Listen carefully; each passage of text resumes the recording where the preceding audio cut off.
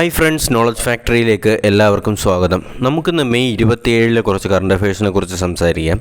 അതിനു മുന്നേ ചാനൽ നിങ്ങൾ ഇതുവരെ സബ്സ്ക്രൈബ് ചെയ്യാതെയാണ് കാണുന്നതെങ്കിൽ ചാനൽ ഇപ്പോൾ തന്നെ സബ്സ്ക്രൈബ് ചെയ്യുക. അടുത്തുള്ള ബെല്ലൈക്കൺ കൂടി എനേബിൾ ചെയ്തിരുന്നാൽ ഞങ്ങൾ വീഡിയോ അപ്ലോഡ് ചെയ്യുമ്പോൾ നിങ്ങളുടെ തന്നെ നോട്ടിഫിക്കേഷനായി ലഭിക്കുന്നതായിരിക്കും.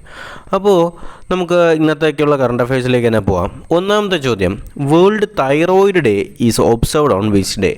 വേൾഡ് തൈറോയിഡ് ഡേ എന്നാണ് ആചരിക്കുന്നതെന്നാണ് ഒന്നാമത്തെ ചോദ്യം. ഉത്തരം മെയ് 25. ഓക്കെ, അപ്പോൾ മെയ് 25 എന്ത് ചെയ്യുന്നത്? നമ്മൾ തൈറോയിഡ് ഡേ ആചരിക്കുന്നത്. അപ്പോൾ തൈറോയിഡ് ഡേയുടെ തീം എന്താണ്? മദർ ബേബി അയഡിൻ എന്നുള്ളതാണ്. ഓക്കെ, അപ്പോൾ ഇപ്രാവശ്യത്തെ വേൾഡ് തൈറോയിഡ് ഡേയുടെ തീം എന്ന് പറയുന്നത് മദർ ബേബി അയഡിൻ എന്ന് പറയുന്നതാണ്. അതേപോലെ തൈറോയിഡ് ഡേ എന്ന് പറയുന്നത് മെയ് 25.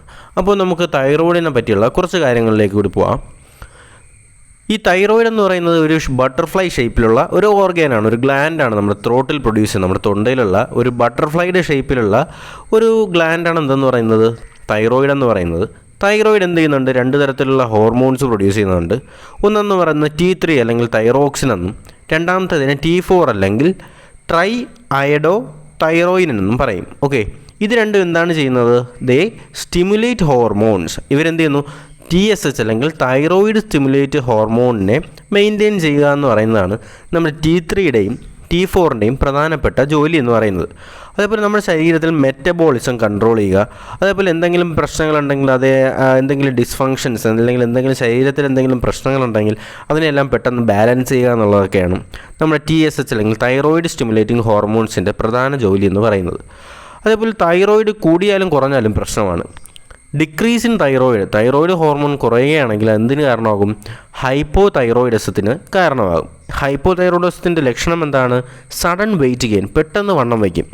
അതേപോലെ തൈറോയിഡ് കൂടിയാലോ ഹൈപ്പർ തൈറോയിഡിസം ഉണ്ടാകും. അതിൻ്റെ ലക്ഷണം എന്ന് പറയുന്നത് നമുക്ക് പെട്ടെന്ന് വെയിറ്റ് കുറയും. ഓക്കെ, അപ്പോൾ ഇത്രയുമാണ് നമ്മൾ വേൾഡ് തൈറോയിഡ് ഡേയുമായിട്ട് ബന്ധപ്പെട്ട് അറിഞ്ഞിരിക്കേണ്ട കുറച്ച് കാര്യങ്ങളെന്ന് പറയുന്നത്.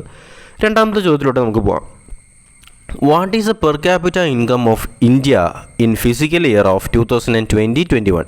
2020-21 ഇന്ത്യയുടെ പെർ ക്യാപിറ്റ ഇൻകം എത്രയാണെന്നാണ് ചോദ്യം. ഉത്തരം $1947 ഓക്കെ, അപ്പോൾ നമ്മുടെ പെർ ക്യാപിറ്റ ഇൻകം എന്താണ്? പെർ ക്യാപിറ്റ ഇൻകം എന്നറിയാമല്ലോ അല്ലേ?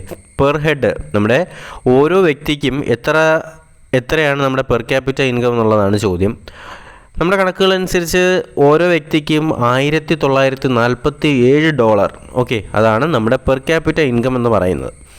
അപ്പോൾ മൂന്നാമത്തെ ചോദ്യം, recently father of hybrid science Yuan Longping passes away, he belongs to which country? അപ്പോൾ പേര് കേട്ടാൽ തന്നെ അറിയാമല്ലേ.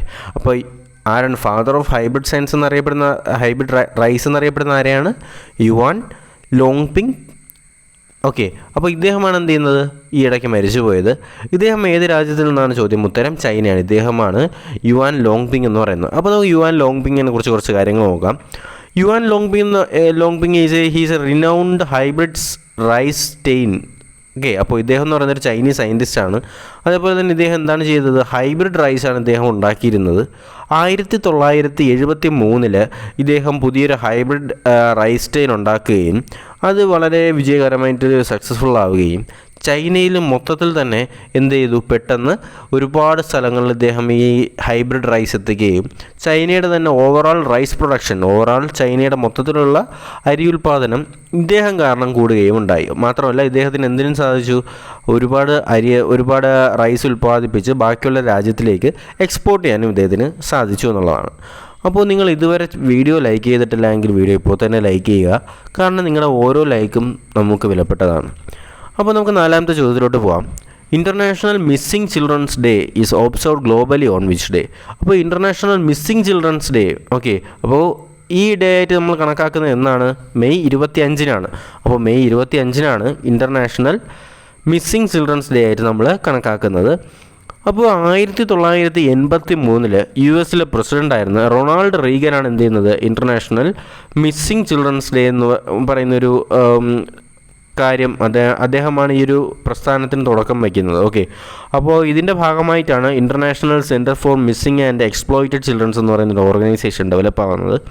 ഇതിൻ്റെ നിലവിൽ ഇപ്പോഴത്തെ ഹെഡ് ക്വാർട്ടേഴ്സ് എന്ന് പറയുന്നത് പ്രധാനമായിട്ടും 3 സ്ഥലങ്ങളിലാണ്. ഒന്ന് അലക്സാൻഡ്രിയ, 2 എന്ന് പറയുന്നത് വിർജീനിയ, 3 എന്ന് പറയുന്നത് US.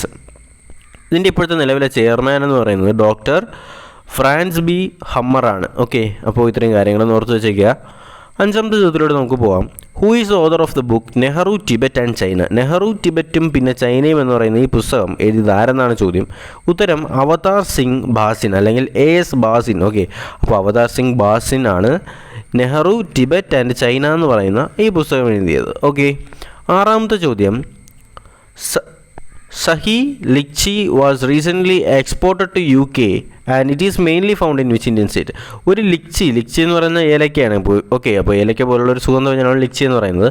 അപ്പോൾ സഹി ലിച്ചി എന്ന് പറയുന്ന ഈ ഒരു സ്പീഷീസിലുള്ള ഒരു സുഗന്ധവ്യഞ്ജനം റീസെൻ്റ്ലി എന്ത് ചെയ്തു, ഒരുപാട് ടണ്ണായിട്ട് നമ്മുടെ UK എക്സ്പോർട്ട് ചെയ്തിട്ടുണ്ട്. ഇത് നിലവിൽ ഏത് ഇന്ത്യൻ സ്റ്റേറ്റിലാണ് സഹി ലിച്ചി കാണപ്പെടുന്നതെന്നാണ് ചോദ്യം. ഉത്തരം ബീഹാറാണ്. ഓക്കെ, അപ്പോൾ ബീഹാറിലാണ് സഹി ലിച്ചി കാണപ്പെടുന്നത്. ഏഴാമത്തെ ചോദ്യത്തിലോട്ട് നമുക്ക് പോകാം. Who has von golden boot award for third time after registering 23 goals in 2020-21 season? അപ്പോൾ 2020-21 സീസണിൽ 23 ഗോൾസോടുകൂടി ഗോൾഡൻ ബൂട്ട് അവാർഡ് കിട്ടിയത് ആർക്കെന്നാണ് ചോദ്യം. ഉത്തരം ഹാരി കെയ്നാണ്. ഓക്കെ, അപ്പോൾ ഹാരി കെയ്നാണ് 2020-21 ഗോൾഡൻ ബൂട്ട് അവാർഡ് കിട്ടുന്നത്. ഓക്കെ, മനസ്സിലായല്ലോ. അപ്പോൾ നമുക്ക് എട്ടാമത്തെ ചോദ്യത്തിലോട്ട് പോകാം. Pradeep Kumar Yadav has been appointed as India's next ambassador to which country? അപ്പോൾ പ്രദീപ് കുമാർ യാദവിനെ ഇന്ത്യയുടെ ഏത് രാജ്യത്തിൻ്റെ അംബാസിഡറായിട്ടാണ് അപ്പോയിൻറ്റ് ചെയ്തിരിക്കുന്നതെന്നാണ് ചോദ്യം. ഉത്തരം ലൈബീരിയയാണ്. ഓക്കെ, ലൈബീരിയയാണ്, ഞാൻ മാർക്ക് ചെയ്യാൻ വിട്ടുപോയതാണ്.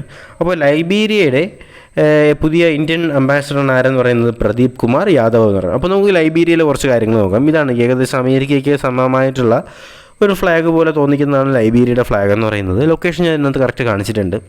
അപ്പോൾ ലൈബീരിയ എന്ന് പറയുന്ന ഒരു വെസ്റ്റ് ആഫ്രിക്കൻ കൺട്രിയാണ്. ക്യാപിറ്റൽ എന്ന് പറയുന്നത് മോൺറോവിയ. കറൻസി എന്ന് പറയുന്നത് ലൈബീരിയൻ ഡോളർ. ഓക്കെ, അപ്പോൾ നമുക്ക് അടുത്ത ചോദ്യത്തിലോട്ട് പോകാം. Which Indian state has launched വാത്സല്യ യോജന? അപ്പോൾ വാത്സല്യ യോജന എന്ന് പറയുന്ന ഒരു പദ്ധതി കൊണ്ടുവന്നത് ഏത് സ്റ്റേറ്റ് എന്നാണ് ചോദ്യം. ഉത്തരാഖണ്ഡാണ്. അപ്പോൾ ഉത്തരാഖണ്ഡാണ് വാത്സല്യ യോജന എന്ന് പറയുന്ന ഒരു പ്രോഗ്രാം കൊണ്ടുവരുന്നത്. അപ്പോൾ എന്താണ് വാത്സല്യ യോജന എന്ന് നമുക്കറിയണ്ടേ? നോക്കാം നമുക്കൊന്ന്. അപ്പോൾ ഉത്തരാഖണ്ഡിലെ ചീഫ് മിനിസ്റ്റർ ആയിട്ടുള്ള ത്രിരാജ് സിംഗ് റാവത്താണ് എന്ത് ചെയ്യുന്നത്, ഈ ഒരു പ്രോഗ്രാം ചീഫ് മിനിസ്റ്റർ നമ്മുടെ വാത്സ്യ യോജന എന്ന് പറയുന്ന പ്രോഗ്രാം കൊണ്ടുവരുന്നത് ആരാണ്? ഉത്തരാഖണ്ഡിലെ ചീഫ് മിനിസ്റ്റർ ആയിട്ടുള്ള ത്രിരാജ് സിംഗ് റാവത്താണ്. ഓക്കെ, ഇതെന്തിനാണ് കൊണ്ടുവരുന്നതെന്ന് ചോദിച്ചാൽ കോവിഡ് 19 കാരണം പാരൻസ് നഷ്ടപ്പെട്ട കുട്ടികൾക്ക് എന്ത് ചെയ്യുന്നു, 21 വയസ്സ് വരെ അവർക്ക് എംപ്ലോയ്മെൻറ്റും എംപ്ലോയ്മെൻറ്റ് ട്രെയിനിങ്ങും തൊഴിൽ അടിസ്ഥാനമായിട്ടുള്ള ട്രെയിനിങ്ങും അതേപോലെ അവരുടെ വിദ്യാഭ്യാസവും കാര്യങ്ങളെല്ലാം സർക്കാർ ഏറ്റെടുത്തുകൊണ്ട് 3000 രൂപ മാസം അവർക്ക് കൊടുത്തുകൊണ്ടുള്ള വളരെ നല്ലൊരു പദ്ധതിയാണ് എന്തെന്ന് പറയുന്നത് വാത്സല്യ യോജന എന്ന് പറയുന്നത്. ഓക്കെ, അപ്പോൾ ഇതിനെക്കുറിച്ച് ഇനി വേറെ ഡൗട്ടുകളൊന്നും ഇല്ലയെന്ന് തന്നെ വിശ്വസിക്കുന്നു. 10ാമത്തെ ചോദ്യത്തിലോട്ട് നമുക്ക് പോകാം. Which state government launch Sanjeevani Pariyojana to treat COVID-19 patients at home? അപ്പോൾ COVID-19 പേഷ്യൻസിനെ വീട്ടിൽ വെച്ചിരുന്ന് ചികിത്സിക്കാനായിട്ട് സഞ്ജീവനി പരിയോജന എന്ന് പറയുന്ന പ്രോഗ്രാം കൊണ്ടുവന്നത് ഏത് സ്റ്റേറ്റ് എന്നാണ് ചോദ്യം. ഉത്തരം ഹരിയാനയാണ്. അപ്പോൾ ഹരിയാനയാണ് സഞ്ജീവനി പരിയോജന എന്ന് പറയുന്ന ഒരു പ്രോഗ്രാം COVID-19 പേഷ്യൻസിനെ വീട്ടിൽ വെച്ച് തന്നെ ചികിത്സിക്കാനുള്ള ഒരു പദ്ധതി ഒരു സ്കീമാണ് എന്തെന്ന് പറയുന്നത് സഞ്ജീവനി പരിയോജന എന്ന് പറയുന്നത്. ഓക്കെ, ഇത് നമ്മുടെ ഹരിയാന ഗവൺമെൻറ്റാണ് ലോഞ്ച് ചെയ്തത്. അതേപോലെ ഇവർക്ക് പെട്ടെന്ന് മെഡിക്കൽ ഫെസിലിറ്റീസ് വീട്ടിലെത്തിക്കാനും അതേപോലെ മെയിൻലി കോൺസെൻട്രേറ്റ് ചെയ്തിരിക്കുന്നത് റൂറൽ ഏരിയാസിലാണ്. ഓക്കെ, ഗ്രാമപ്രദേശങ്ങളാണ് സഞ്ജീവനി പരിയോജന എന്ന് പറയുന്ന പ്രോഗ്രാം ഏറ്റവും കൂടുതൽ കോൺസെൻട്രേറ്റ് ചെയ്തിരിക്കുന്നത്. അപ്പോൾ നമ്മൾ ഉള്ള 10 ക്വസ്റ്റ്യൻസ് നമുക്ക് ജസ്റ്റ് ഒന്ന് നോക്കാം. Which country topped medal Tally at ISSF world cup of 2021 with 30 medal? 30 മെഡലോടുകൂടി ISSF world cup 2021 win ചെയ്ത രാജ്യം ഏതെന്നാണ് ചോദ്യം. ഉത്തരം നമ്മുടെ ഇന്ത്യ തന്നെയാണ്. 2ാമത്തെ ചോദ്യം, who is the author of the book wild and wilful? Wild and wilful എന്ന് പറയുന്ന പുസ്തകം എഴുതിയത് നേഹ സിൻഹയാണ്.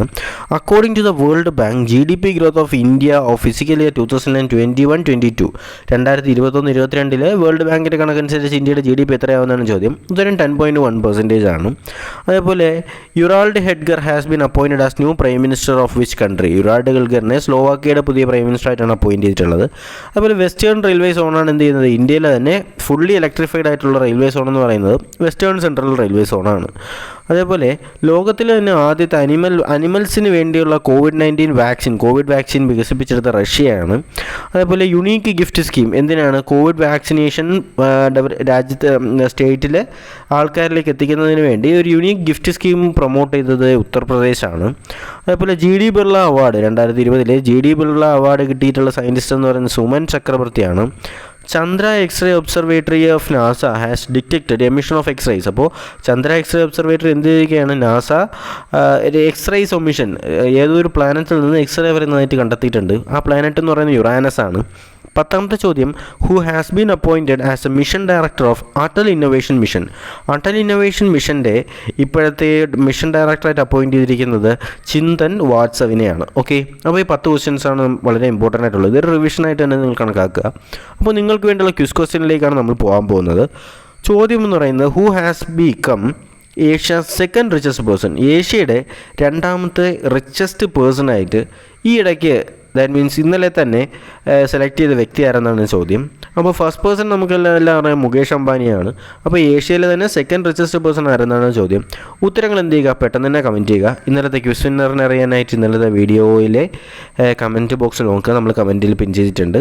അപ്പോൾ വീഡിയോ നിങ്ങൾക്ക് ഇഷ്ടമായെന്ന് കരുതുന്നു. ഇഷ്ടമായെങ്കിൽ എന്ത് ചെയ്യുക? ചാനൽ സബ്സ്ക്രൈബ് ചെയ്യുക. വീഡിയോ തീർച്ചയായും ലൈക്ക് ചെയ്യണം. നിങ്ങളുടെ ഫ്രണ്ട്സിലേക്കും വീഡിയോ എന്ത് ചെയ്യണം? തീർച്ചയായിട്ടും എത്തിച്ചു കൊടുക്കുക. അപ്പോൾ നാളെ ഒരു വീഡിയോയുമായിട്ട് നമുക്ക് കാണാം. Good bye.